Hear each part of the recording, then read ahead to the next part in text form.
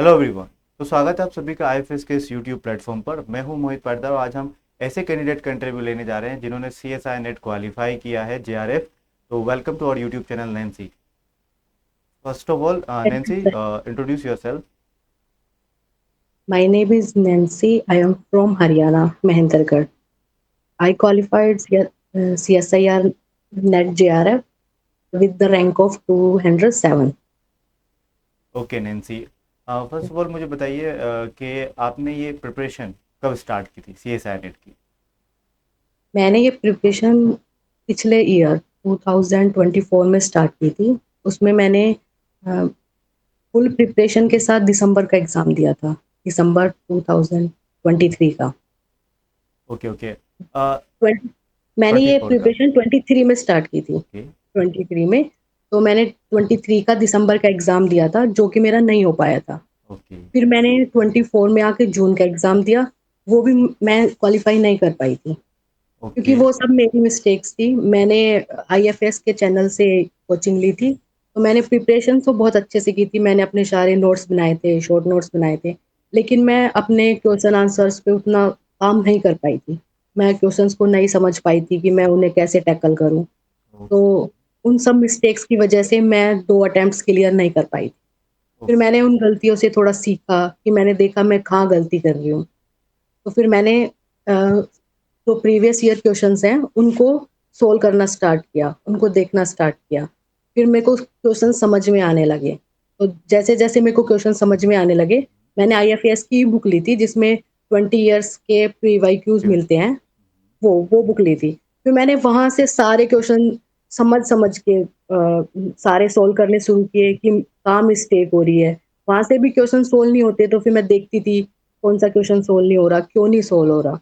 तो वो सब चीज़ों पे काम करके देन अब दिसंबर 2024 वाला मैंने क्वालीफाई किया है 207 रैंक से। Okay, okay, okay. Nancy, well done. Congratulations for qualifying CSI Net JRF with All India rank 207, Nancy. Thank you okay, sir. जैसे कि आपने मुझे बताया कि पूरी जर्नी आपने मुझे बताई आपके CSI नेट की कि कैसे, हुँ, क्योंकि पहले दो अटेम्प्ट आपके क्यों, ठीक है, आप प्रॉपर नहीं हो पाए क्योंकि प्रीवियस ईयर क्वेश्चंस आपने सॉल्व नहीं किए, देन आपने उन गलतियों से हुँ, सीखा। Okay, hmm. Definitely got your point, क्योंकि हर एक एस्पिरेंट को भी ऐसा सीखना चाहिए। नैन्सी, मुझे बताइए फॉर दी फर्स्ट टाइम आपको CSI नेट का कब पता चला था। सीएसआईआर नेट मेरे को ये है कि मैं जब एमएससी में मैंने एडमिशन लिया था, उस टाइम मैंने सोचा था कि मेरे को पीएचडी करनी है आगे चल के, क्योंकि तब मैं अपने प्रोफ़ेसर्स को देखती थी, तो मुझे ये लगता था कि मुझे भी प्रोफ़ेसर बनना है। ओके मतलब उनको देख के ये हुआ अंदर से कि हाँ, मुझे भी इसी लाइन में जाना है, मुझे भी प्रोफ़ेसर बनना है और एक अच्छी प्रोफ़ेसर बनना है। तो वहाँ से फिर मैंने सारा देखा कि मैं कैसे प्रोफ़ेसर की फ़ील्ड में जा सकती हूँ। तो फिर मेरे को पता चला कि नेट का एग्ज़ाम देना पड़ेगा। अगर आपको पीएचडी के उसमें जाना है तो आपको जेआरएफ क्वालीफ़ाई करना पड़ेगा। तो अगर आपको एक अच्छी यूनिवर्सिटी में, कॉलेज में प्रोफ़ेसर बनना है तो आपको पीएचडी का भी एक्सपीरियंस होना चाहिए। तो वहाँ से मैंने सोचा कि मैं क्यों ना सीएसआईआर नेट जेआरएफ का एग्ज़ाम दूँ। तो वहाँ से मैंने ये एग्ज़ाम दिया था। तो फिर मैंने एमएससी में भी ये एग्ज़ाम दिया था विदाउट कोई तैयारी किए बिना। तो वहाँ से मेरे को अच्छे परसेंटाइल नहीं मिले थे, मतलब ये थे 60 के अराउंड मिले थे।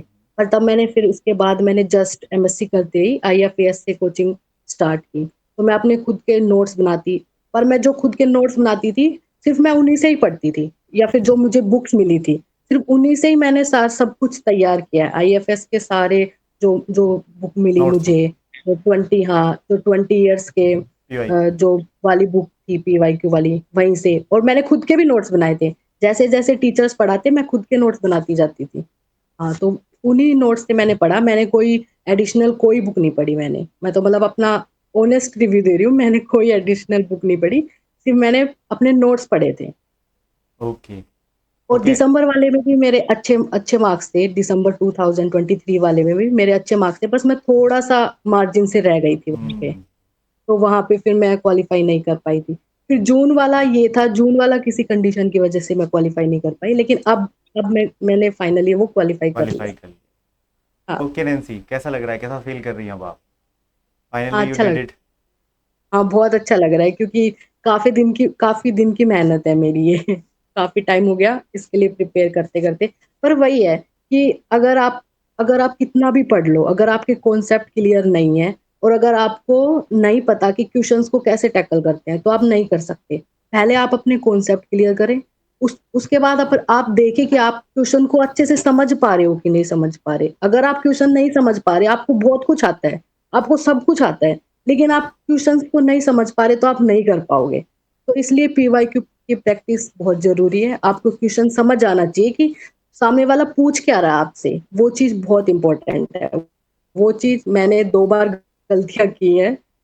मैंने पढ़ा बहुत था, सिर्फ़ इन्हीं गलतियों की वजह ओके, से ओके। उन पे काम किया। मैंने क्वेश्चन के बाद अच्छे से टैकल किया, देन अब मेरा हो गया।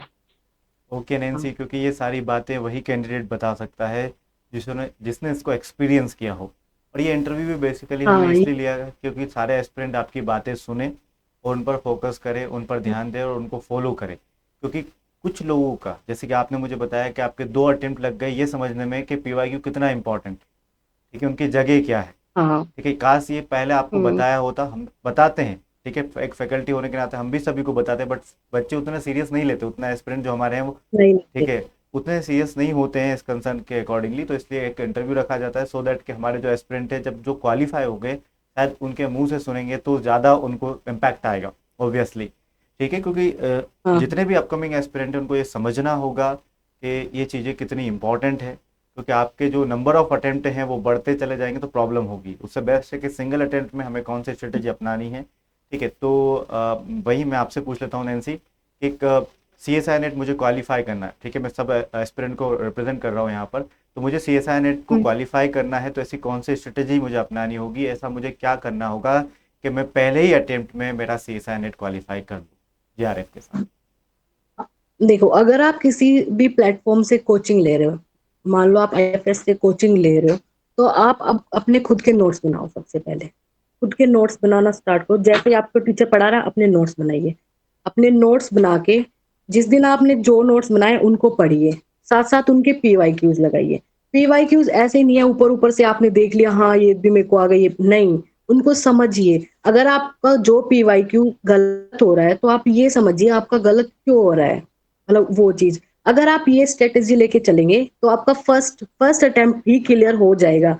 अगर आपको ये समझ आ गया, ये क्वेश्चन क्या है, ये पूछना क्या चाहता है सामने वाला आपसे, अगर ये चीज़ आपको समझ आ गई और आप ऑनेस्ट तरीके से पढ़ रहे हैं, आपने रोज़ जो भी पढ़ा, उसको रिवाइज़ किया, फिर एंड में जाके आपका सिलेबस पूरा हो गया, आपने 2-3 रिवीज़न और डाले, तो अगर आप ये स्ट्रैटेजी लेके जाते हैं, आपका 100% फर्स्ट अटेम्प्ट में ही क्लियर हो जाएगा। लेकिन आपको मेरे को ये कि मेरे को सिर्फ़ यही एक्सपीरियंस हुआ कि अगर आपको ये पता चल जाए कि सामने वाला आपसे पूछ क्या रहा है। आपको आता सब कुछ होगा कि मुझे ये कॉन्सेप्ट आता है, लेकिन आपको यही नहीं पता चलता कि सामने वाला क्या पूछ रहा है, ये क्वेश्चन कैसा आ रहा है। तो अगर तब तक वो नहीं पता चलेगा ना, आपका नहीं हो पाएगा।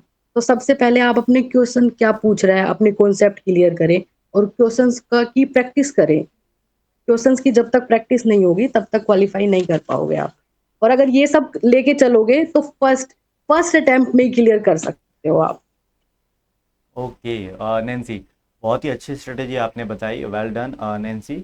और आपने इसे डेफिनेटली इसे फॉलो किया तब जाके आपका क्वालिफाई हुआ, और सारे एस्पिरेंट भी डेफिनेटली आपकी बताई हुई बातों को ज़रूर फॉलो करेंगे और उनके हुँ, रूटीन में इसको लेकर आएंगे कि हमें क्या क्या करना है, ऐसा क्या करें तो सिंगल अटेम्प्ट में हमारा C S I NET J R F qualify हो जाए, डेफिनेटली नैन्सी। तो thank you for this interview Nancy, और मैं सारे एस्पिरेंट को बोलना चाहूँगा कि thank you for watching this interview, क्योंकि ये इंटरव्यू काफ़ी ज़्यादा फायदेमंद और इंस्पायरिंग होने वाला है आप सभी एस्पिरेंट के लिए। और कई सारे क्वेश्चंस जो आपके उसमें आते हैं, दिमाग में जो क्वेश्चंस आते हैं कि क्वेरीज रेज होती है कि मुझे ऐसा कर लूंगा तो क्या होगा, वो सारी क्वेरीज भी आपकी दूर होंगी इस इंटरव्यू से। मिलते हैं किसी और अदर इंटरव्यू में। Till then bye bye, take care and happy learning guys. Thank you so much sir.